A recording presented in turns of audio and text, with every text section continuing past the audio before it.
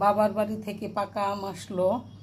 আমি পাকা আম দিয়ে চালের গুঁড়া দিয়ে আমের কেক পিঠা বানিয়ে নিলাম। 2টা কেক পিঠা বানিয়েছি। আমার পিঠাগুলো খুবই সফট হয়েছে। আর পাশাপাশি আমি ডিম চিতই করলাম আর সাধারণ চিতই করলাম, হটপটে রেখে দিছি। আর শুটকি ভর্তা করলাম। শুটকি ভর্তাটার করছি আমি চিংড়ি শুটকি ভর্তা করলাম। আর আমি কিভাবে করলাম চলেন মূল ভিডিওতে চলে যাই। আর আমের সিজন এখন, পাকা আম। আপনারাও চালের গুঁড়া দিয়ে পাকা আমের কেক পিঠা করে নেবেন। আর আমি ডিম চিতই আর শুটকি ভর্তা করলাম। পাকা আম দিয়ে আজকে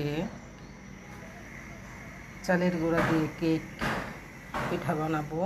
এখন আমি গুলো ব্লেন্ডার করে নেব। পাশাপাশি ডিম চিতই বানাবো, শুটকি ভর্তা, চিতই পিঠা বানাবো।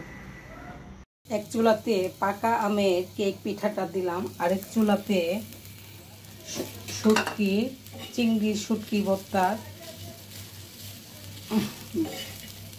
চিংড়িগুলো ভেজে নিচ্ছি ভর্তা করার জন্য। আর চিতই পিঠা দিয়ে খাওয়া হবে। আমি শুটকি ভর্তাটা করে চিতই পিঠা বানাবো, আর পাশাপাশি ডিম চিতইও বানাবো। আর পাকা আমের কেক পিঠাও হচ্ছে, একটা হয়ে গেছে। শুটকিগুলো আমি গুঁড়া করে নিলাম। এখন আমি মরিচ আর পেঁয়াজ রসুন ছেঁচে নেব। আমি চিংড়ি শুটকির সাথে মরিচটা শুধু করে নিছি। এখন একটু তেল দিয়ে হাতে মাখিয়ে নিব।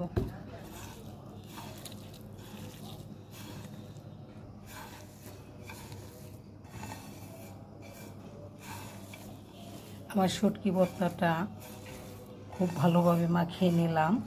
আর এখন আমি চিতই পিঠা বানাতে চলে যাব।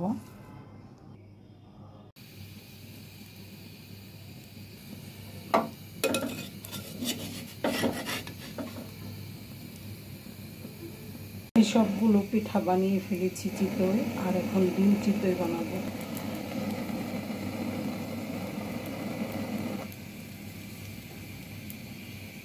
আর আমের কেক পিঠাটাও হয়ে গেছে, তুলে নেব। হয়ে গেল আমার ডিম চিতই। হয়ে গেল আমার 2টা পাকা আমের কেক পিঠা আর ডিম চিতই আর সাধারণ চিতই আর শুটকি ভর্তা।